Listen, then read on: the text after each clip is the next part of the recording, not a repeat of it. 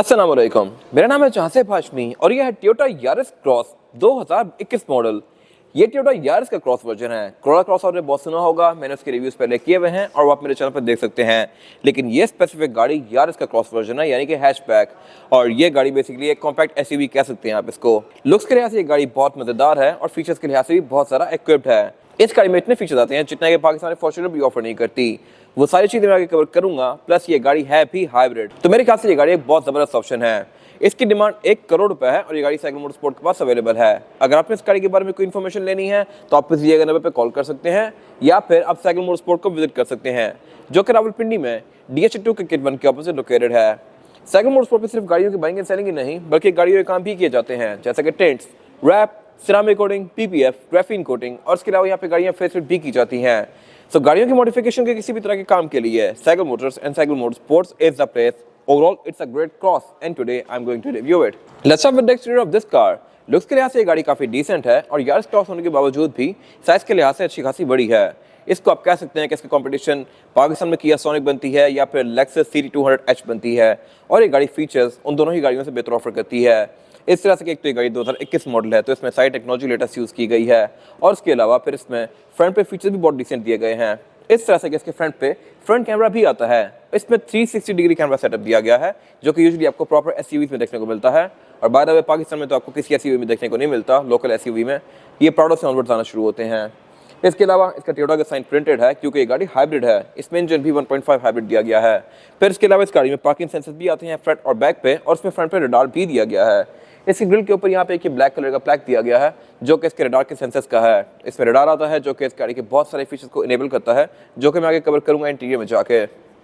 इसके अलावा इस गाड़ी की हेडलाइट के ऊपर ये काफी मैसिव DRL दी गई है, जो कि आईलैश डिजाइन में है। और फिर इसमें बाइजोनल लैंप आता है और इसके अंदर ऑटोमेटिक वाला फीचर भी है, यानी कि डे और नाइट का सेंस करके ऑटोमेटिकली ऑन या ऑफ होगा।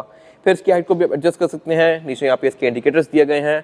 फॉग लैंप के स्लॉट इस गाड़ी में ब्लैंक दिए गए हैं। और इसके अलावा ओवरऑल लुक्स के लिहाज से मेरे ख्याल से ये गाड़ी बहुत मजे की है। इसके अलावा वाइपर इस गाड़ी में बहुत ज़्यादा प्रोमिनेंट है। आई डोंट नो ये ऐसे क्यों दिए गए हैं। बोनट के नीचे इनको हिडन करने का एरिया दिया गया है, बट स्टिल टोयोटा ने इनको स्पेशली उठा के ऊपर रखा हुआ है ताकि आपके सामने ही रहे। इसके अलावा ऊपर यहाँ पे कुछ और सेंसर्स दिए गए हैं, जो कि मैं आगे कवर करूंगा कि क्या फीचर्स हैं। इसके बाद अगर बात की जाए इस गाड़ी की साइड प्रोफाइल की, तो उसके लिहाज से ये भी काफी डिसेंट सी है और फीचर्स के लिहाज से भी बहुत ज़्यादा इक्विप्ड है। अगर बात कीजिए फीचर्स की, तो फीचर यहाँ पे काफी अच्छे दिए गए हैं। इस तरह से इस गाड़ी के साइड मिरर रिट्रैक्टेबल हैं, एडजस्टेबल हैं, इनमें ऑटो का फीचर भी आता है और इनमें ब्राइट स्पॉट मॉनिटर भी दिए गए हैं। प्लस यहाँ पे नीचे कैमरास भी आते हैं, क्योंकि ये गाड़ी 360 डिग्री कैमरा सेटअप भी ऑफर करती है। फ्री साइड मिरर हीटेड भी हैं, तो एक साइड मिरर के लिहाज से मेरे ख्याल से मैक्सिमम फीचर्स हैं। और इसके अलावा यहाँ पे जो चीज़ आप सबसे पहले नोटिस करेंगे वो है इस गाड़ी की कलर टोन। ये गाड़ी 2 कलर टोन में है। रूफ और पिलर इस गाड़ी के ब्लैक में दिए गए हैं, बाकी की सारी बॉडी इसकी क्लियर कलर में है। तो ये मेरे ख्याल से एक मजे की चीज़ है। यूजुअली इन कार्स के अंदर जो टॉप ऑफ लाइन वेरिएंट्स होते हैं उनमें ये वाली ट्रिम फॉलो की गई होती है, and this car is no different. ये गाड़ी top of the line variant है। अगर आप विजल प्ले पैकेज देखें तो उसके अंदर भी रूफ ऐसी ही आती है 2 टोन में। इसके अलावा रिम इस गाड़ी की काफी यूनिक डिजाइन में है, जिनके बारे में आगे बात करूंगा अभी। और इस गाड़ी की अप्रूव साइड प्रोफाइल साइज के लिहाज से अगर देखा जाए तो ये गाड़ी कॉम्पैक्ट एसयूवी कही जा सकती है। इसका डायरेक्ट कंपटीशन पाकिस्तान में किया सोनिक बनती है या फिर होंडा विजल प्ले पैकेज आप कह सकते हैं कि इसका कंपटीशन बनता है। ये गाड़ी साइज के लिहाज से विजल जितनी ही है मोर और लेस। और इसके अलावा ये गाड़ी क्योंकि N SUV for city brand की गई है, तो इसमें एक एसयूवी अटैच करने के लिए ये डोर मोल्डिंग्स भी दी गई हैं। इसमें फिर यारिस क्रॉस की बैचिंग भी आती है, जो कि मेरे ख्याल से इसके लुक को बेहतर बना रही है। और इसमें करेक्टर लाइट्स भी काफी स्ट्रॉन्ग दी गई हैं, बेशक वो फ्रंट फेंडर की हो, रेयर फेंडर्स की हो, डोर्स की हो, रूफ की हो।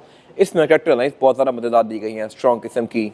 इसके अलावा फ्यूल टैंक इस गाड़ी के यहाँ बैक पे दिया गया है। फ्यूल टैंक की गाड़ी 47 लीटर्स को ऑफर करती है, जो कि आपको तकरीबन 600 किलोमीटर तक की रेंज प्रोवाइड कर सकता है एक फुल टैंक में।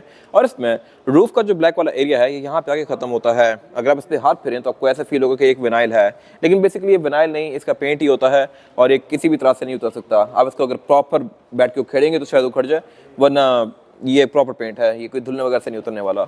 इसके अलावा ये इसके ट्रंक के अंदर भी कंटिन्यू किया गया है। और उसके टेल लाइट्स बैक पे काफ़ी मैसिव आती हैं। इसके टेल लाइट्स हैं तो देखने में काफ़ी स्लीक, लेकिन उसका जो प्रॉपर एरिया है प्लास्टिक वाला ये काफ़ी बड़ा दिया गया है और ऊपर से ये ब्लैक है। इसके बारे में आगे बात करूंगा अभी। इसके अलावा इसमें जो ये एप्रन्स हैं टायर्स के आसपास ये भी काफ़ी अनकन्वेंशनल हैं। इसमें काफ़ी स्ट्रॉन्ग कट्स दिए गए हैं, जो कि यूजुअली आपको गाड़ी में देखने को नहीं मिलते। और इसके अलावा अगर बात की जाए इस गाड़ी की रेयर लुक की, तो ये कुछ हद तक लेटेस्ट विड से रिजेंबल करता है। इस एरा की जो लेटेस्ट विड्स है उसमें टेल लाइट्स मोर और लेस ऐसी ही आती हैं। उसके साइड मिरर भी यही वाले हैं और करेक्टर लाइन्स भी उस गाड़ी में भी काफ़ी स्ट्रॉन्ग दी गई हैं। फिर इसके अलावा इस गाड़ी के जो डोर पैनल्स हैं इंटीरियर में वो भी काफ़ी हद तक आजकल की विड्थ से मिलते जुलते हैं, जो कि मैं आगे कवर करूंगा अभी। फिलहाल अगर बात की जाए इसके बैक पे फीचर्स की, तो फीचर यहाँ पे डिसेंट दिए गए हैं। इस तरह से कि इसमें बैक पार्किंग सेंसर्स आते हैं, रेयर विंडशील्ड वाइपर दिया गया है, ऊपर स्पॉइलर आता है, स्पॉइलर काफ़ी मैसिव है और उसके अंदर एक ब्रेक लैंप भी दिया गया है। और इसके अलावा बाकी यहाँ पे बैक पे बैचिंग दी गई है यारिस क्रॉस और हाइब्रिड की। बैक पे टोयोटा का एम्बलम अगेन इसके अंदर ब्लू लाइनिंग दी गई है, जो कि शो करवाता है कि ये गाड़ी हाइब्रिड है। और इसकी टेल लाइट्स भी काफी स्लीक सी हैं। इसमें लावा एलईडी लैंप कंटिन्यू करता है टेल लाइट के अंदर, जो कि इसके लुक को काफी स्लीक सा बना रहा है। और इंडिकेटर वगैरह भी इसके एलईडी में आते हैं। इसकी ट्रंक के अंदर जो ये गार्निश दी गई है, इसके अंदर टेल लाइट कंटिन्यू नहीं करती। अगर ये करती तो मेरे ख्याल से ज्यादा अच्छी बात थी। इसके अलावा ट्रंक अनलॉक करने के लिए एक नीचे यहाँ पर रिलीज किया गया है। ट्रंक कैपेसिटी ये गाड़ी अच्छी खासी स्पेशियस ऑफर करती है। ये गाड़ी की कोई यारिस क्रॉस है तो यारिस एक फुल साइज सेडान भी आती है पाकिस्तान में, और उसके हिसाब से इस गाड़ी का ट्रंक भी डिजाइन किया गया है, जो कि अच्छा खासा स्पेशियस है। इसकी ट्रंक के अंदर कोई स्पेयर टायर नहीं आता, एक ये केसिंग दी गई होती है, इसको निकाल के आप स्पेयर टायर यहाँ पे एडजस्ट कर सकते हैं, लेकिन कंपनी से इसके अंदर इन्फ्लेटर किट ही आती है। फिर इसके अलावा यहाँ पे आप 4 से 5 लोगों का लगेज काफ़ी आसानी से रख सकते हैं। ट्रंक के अंदर लाइट्स भी दी गई हैं और इसके रेयर बेंचेस भी 60-40 के स्प्लिट के साथ आते हैं। आप इनको फोल्ड करके इसकी ट्रंक कैपेसिटी को और भी ज़्यादा खुला बना सकते हैं। बाकी बैक पे यहाँ पे कुछ खास है नहीं। इसके बाद अगर बात की जाए इस गाड़ी के इंटीरियर की, तो ये आपको बहुत सारी गाड़ियों का मिक्स एंड मैच लगेगा। इसका डैशबोर्ड बिल्कुल विड्थ जैसा है और डोर पैनल्स भी, लेकिन इसका स्टीयरिंग व्हील जो है ये थोड़ा प्रीमियम है। इसमें और भी कुछ अच्छी फ्रिल्स दी गई हैं, जो कि मैं आगे कवर करूँगा अभी, जो कि इसकी फील को बहुत अच्छा बनाती हैं। और ये गाड़ी हाइट में एक सेडान से ऊपर है। सेडान जैसा कि कोरोला वगैरह हो गई या यारिस हो गई, वैसे थोड़ी सी नीचे हैं। तो अगर आप एक थोड़े एजेड बंदे हैं तो आपके लिए ये गाड़ी मेरे ख्याल से अच्छा ऑप्शन है। इस तरह से कि इस गाड़ी में एंट्री और एग्जिट थोड़ा आसान है, जबकि सिविक या कोरोला में अगर आप बैठते हैं तो आपको काफ़ी नीचे जाना पड़ता है और नीचे से उठना भी थोड़ा सा मुश्किल होता है। इसके अलावा ये तो हो गई कुछ मेन चीज़ें। अगर बात की जाए इस गाड़ी के फीचर्स की, तो फीचर्स के लिहाज से एक गाड़ी बहुत ज़बरदस्त है। ये गाड़ी अपनी प्राइस को जस्टिफाई करती है इस तरह से कि इसमें हेड्स अप डिस्प्ले आता है, इसका मीटर स्क्रीन है, इसके एंड्रॉइड पैनल काफ़ी मजेदार है, जो कि मैं आगे कवर करूँगा अभी, और इसमें सीट्स भी हीटेड आती हैं। फिलहाल अगर बात की जाए इस गाड़ी के स्टीयरिंग व्हील की, तो स्टीयरिंग व्हील इस गाड़ी में 3 स्पोक दिया गया है। इसमें लेफ्ट स्पोक पे जो कंट्रोल दिए गए हैं ये मल्टीमीडिया सिस्टम के हैं। राइट स्पोक पे जो कंट्रोल दिए गए हैं ये इस गाड़ी के एडाप्टिव क्रूज कंट्रोल के हैं, और इसमें लेन डिपार्चर असिस्ट वगैरह भी दिया गया है। फिर इसके अलावा एयरबैग भी ये गाड़ी ऑटो ऑफर करती है। एक स्टीयरिंग व्हील में, एक डैशबोर्ड में, 4 पिलर्स में और 2 सीट्स के साइड पर। इसके अलावा इसके हेडलाइट के अंदर ऑटोमेटिक वाला फीचर भी आता है, यानी कि डे और नाइट को सेंस करके ऑटोमेटिकली ऑन या ऑफ होंगी। लेकिन इसमें वाइपर नॉर्मल से आते हैं। ये अगर रेन सेंसिंग हो रहा है तो मेरे ख्याल से अच्छी बात थी। और इसके अलावा अगर बात की जाए इस गाड़ी की मीटर की, तो ये मीटर सेंटर से स्क्रीन है। लेफ्ट और राइट पे 2 डायल्स दिए गए हैं, जो कि बेसिकली इसके इको इंडिकेटर के हैं और फ्यूल गेज वगैरह के हैं। सेंटर में जो स्क्रीन दी गई है ये बेसिकली इसका मेन मीटर है, और ये आपको इस गाड़ी के बारे में बहुत सारी डिफरेंट चीजें शो करवाता है, जैसा कि ट्रेस, एवरेज किलोमीटर पर लीटर। ये गाड़ी बाय द वे फिलहाल 18.7 की एवरेज शो कर रही है, जो कि मेरे ख्याल से बहुत अच्छी एवरेज है इस साइज की गाड़ी के लिहाज से। और उसके अलावा इसमें और भी ऐसी बहुत सारी चीज़ें आती हैं जिनकी ये गाड़ी स्टैट्स आपको यहाँ पे शो करवाती है। ये डिस्प्ले भी काफ़ी हाई रेजोल्यूशन है। इसके अलावा इसके मीटर की हाउसिंग नॉर्मल सी अच्छी प्लास्टिक की फिनिश में है। ये गाड़ी बेसिकली एक एंट्री लेवल कार है, तो इसमें बिल्ड क्वालिटी पे कोई बहुत ज़्यादा वर्क नहीं किया गया, लेकिन ये गाड़ी हेड्स अप डिस्प्ले ऑफर करती है। हेड्स अप डिस्प्ले आपको लेक्सस जैसी कार्स में देखने को मिलता है, इवन प्राडो या वी8 भी नहीं ऑफर करती। LC300 में अब जाके आना शुरू हुआ है, लेकिन इस गाड़ी में भी टोयोटा ने ऑफर किया है। इसके अंदर ये गाड़ी आपको रोड शो करवा रही है, स्पीड शो करवा रही है और RPM वगैरह भी शो कराती है। फिर इसके अलावा डैशबोर्ड इस गाड़ी का आधा चीप प्लास्टिक की फिनिश में है, लेकिन जो ये वाला एरिया है ये इसका सॉफ्ट टच मटेरियल है, तो ये मेरे ख्याल से एक अच्छी चीज़ है। और इसके अलावा डैशबोर्ड के सेंटर में ये फ्लोटिंग डिस्प्ले आता है। ऐसा ही डिस्प्ले पाकिस्तान में रिसेंटली फॉर्च्यूनर GR स्पोर्ट के अंदर आना शुरू हुआ है। इवन लेजेंडर भी ऐसी स्क्रीन ऑफर नहीं करती। ये स्क्रीन अच्छी खासी प्रीमियम है, ये आपको गाड़ी की स्टैट्स भी शो करवाती है, क्लाइमेट कंट्रोल भी शो करवाती है। इसमें एंड्रॉइड ऑटो, एप्पल कारप्ले वगैरह भी आता है, टोयोटा केयर भी आता है। ऐसी बहुत सारी चीज़ें आती हैं जो कि कंपैरेटिवली पाकिस्तान में जो ऑफर होती है लेजेंडरी के स्क्रीन उससे बहुत बेहतर हैं। इसकी साउंड क्वालिटी भी लोकल स्क्रीन से बहुत बेहतर है, और ये इस साइज की कार में भी टोयोटा ने ऑफर की हुई है, जबकि पाकिस्तान में इतनी बड़ी गाड़ी में भी नहीं आती। उससे नीचे प्री हेडलाइट का बटन दिया गया है, नीचे एयरवेंट्स दिए गए हैं। एयरवेंट इस गाड़ी में इस एडा की विड्थ की तरह के ही हैं, बिल्कुल नीचे घुसा के दिए हुए हैं। उसके नीचे फिर एक डॉट दी गई है, साथ यहाँ पे एक और फ्रिल दी गई है, पुश स्टार्ट दिया गया है, और नीचे इसका क्लाइमेट कंट्रोल दिया गया है। क्लाइमेट कंट्रोल कोरोला क्रॉस जैसा ही आता है इस गाड़ी में। ये सिंगल जोन ही है, उन गाड़ियों में डुअल जोन आते हैं, लेकिन इसमें इको हीट और कूल का ऑप्शन भी दिया गया है।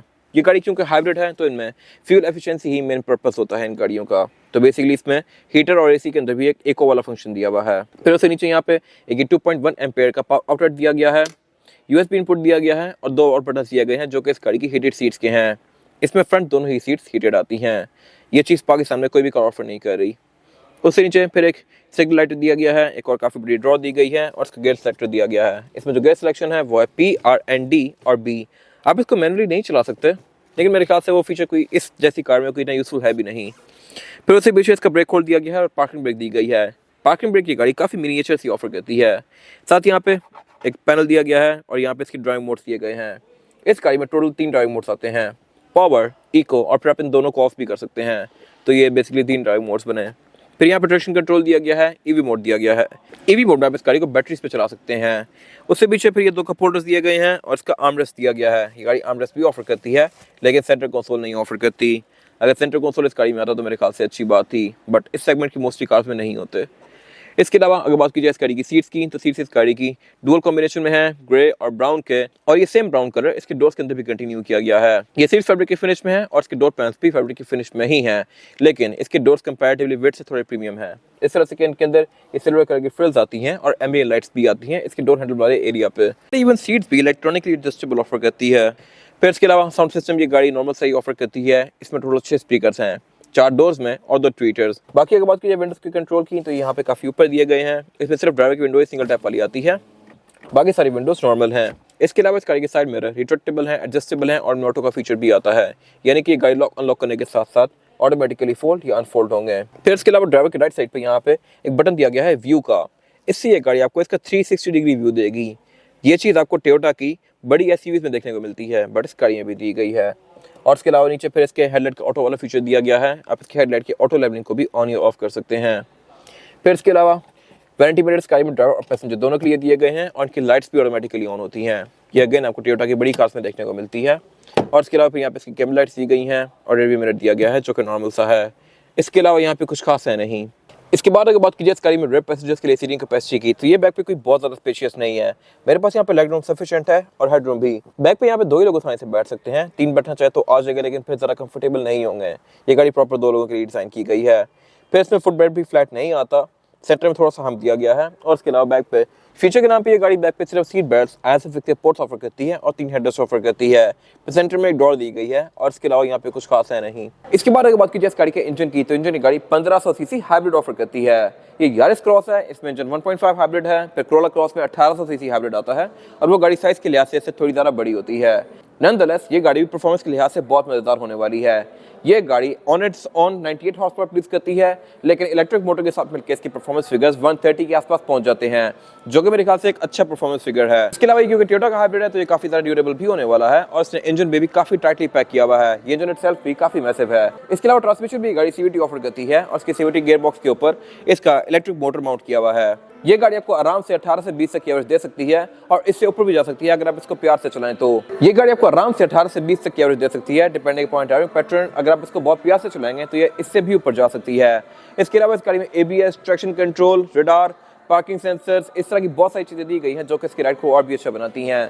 बाकी बोनट इस गाड़ी का स्टैंड से ऊपर होता है, लेकिन इसके अंदर इंसुलेशन दी गई है, तो ये भी मेरे ख्याल से एक अच्छी चीज है। इसके अलावा यहाँ पे कुछ खास है नहीं। इसके बाद अगर बात कीजिए इस गाड़ी के टायर साइज की, टायर साइज जो आता है इस गाड़ी में ये है 215, 50 और 18। इसमें 18 इंचेस का रिम दिया गया है जो कि फॉर्च्यूनर ऑफर करती है पाकिस्तान में, तो मेरे ख्याल से एक बड़ी मजे की चीज़ है। ना 15, ना 16, ना 17, सीधा 18। और ये रिम हैवी लुक्स के लिहाज से बड़ा मजेदार। ये ग्रे और एल्यूमिनियम के कॉम्बिनेशन के साथ है और इस पे टायर भी डनलॉप एनआरसेव लगा हुआ है जो कि एक अच्छा टायर है और इसकी कंडीशन भी बिल्कुल ठीक है। ये आपको तकरीबन 40 से 50,000 किलोमीटर एक अच्छी राइड प्रोवाइड करेगा। फिर इसके अलावा इसमें ऑर्बिटल डिस्क ब्रेक भी दी गई है और इसमें फिर ABS, इलेक्ट्रॉनिक पावर स्टीयरिंग, इस तरह की चीज़ें भी आती हैं जो कि इसकी राइड को और ज़्यादा बेहतर बनाती हैं। इसके अलावा यहाँ पे कुछ खास है नहीं। ये इस गाड़ी की फिजिकल की है। फ्रंट पे इसमें लॉक अनलॉक दिया गया है, टोयोटा का लोगो दिया गया है। बैक पे ब्लैंक आती है और बाय द वे ये Toyota land cruiser ZX V8 की है। ये दोनों कीज मोर और लेस सेम ही है, तो टोयोटा मेरे ख्याल से अपनी कीज पे खास फर्क करता नहीं है। और बाय द वे 2016 में लैंड क्रूजर V8 की ये थी जो कि अब ग्रैंडे में आती है। ये बिल्कुल बेसिक सी की। तो मेरे ख्याल से टोयोटा को बड़ी कार्स के लिए डिफरेंट कीज बनानी चाहिए, बट टोयोटा ऐसा नहीं करता। टोयोटा अब इवन जो छोटी छोटी गाड़ियों की कीज होती हैं वो भी लैंड क्रूजर V8 जैसी देता है। अब ये V8 वाली की है और ये विट्स की है। विट्स की, कोरोला क्रॉस की, सबकी की अभी आने लग गई है, तो ये मेरे ख्याल से इन बड़ी गाड़ियों के साथ से आती है।